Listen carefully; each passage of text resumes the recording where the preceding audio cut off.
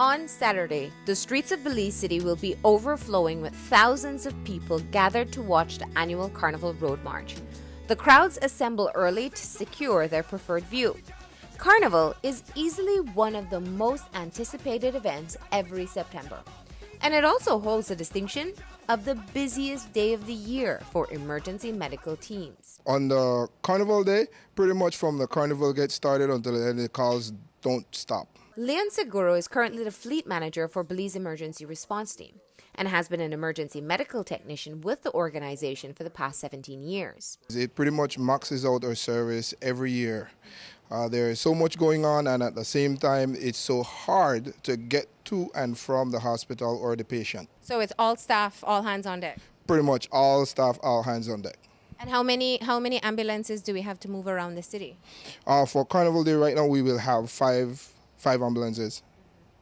And some of those will be in the Carnival itself? We'll have two in the Carnival itself. We'll have one crew that is working, one on call, and a third just in case. If you think of what a typical Carnival Day weekend includes, it begins to explain why all the medical emergencies.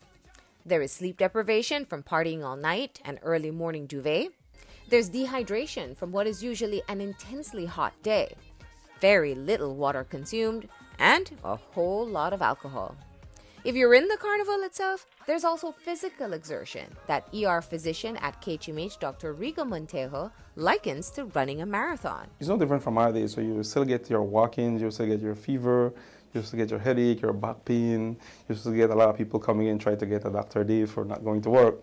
But in addition to that, of course, you have people who are actually participating in the Carnival or in preparation for the Carnival. It's like a marathon you're going to run, so you need to prepare your body for this marathon, and some people don't.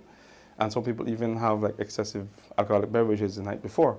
So of course that day, the body will already be in some level of dehydration, and you're going to push it to the max. We don't usually see it like in the afternoon time during the Carnival. We usually see it up in the nighttime. Yeah. After the Carnival has concluded and we have the after party and all the concerts, that is when the actual concentration of the alcohol and the not sleeping and the dehydration, everything just unites, and that is a lot of time when we get in, especially young people between ages 15 to like 30, would come in here not responding. Their relatives would be really scared.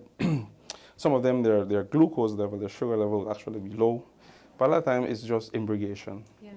They consume more alcohol than their body could actually manage and get rid of and digest. KHMH also increases staff to cover the spike in emergencies.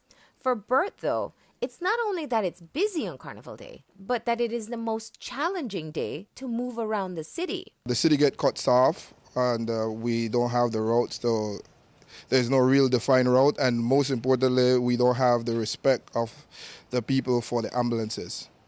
People just don't move all of the way. They prefer to stand there to watch the Carnival than to actually just step aside for a few seconds so the ambulance could pass and reach the hospital or reach the patient. One of the pregnant cases were one of the ones that stand out.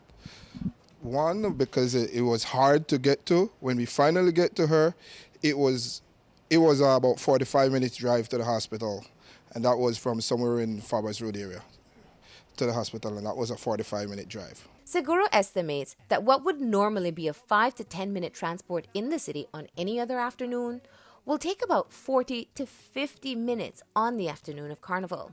This is why he pleads for people to always give way to ambulances. There's different calls that require that the ambulance may not use lights or siren because of the medical situation. It doesn't mean that it's any less of an emergency.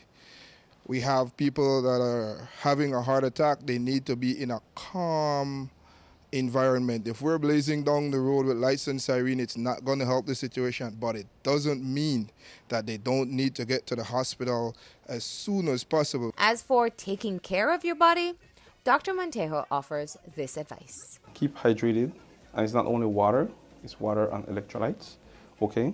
Make sure you consume the adequate amount of calories for the type of activities you'll be doing for the day. And make sure you are prepared. Now, this preparation should have been going on for the last weeks or last months. People should have been preparing for the Carnival event. Make sure you're prepared physically and mentally for the stress your body is going to undergo. And get some rest. I mean, if you want to wake up at 3 o'clock for the Juve, then get some rest, at least 8 hours rest.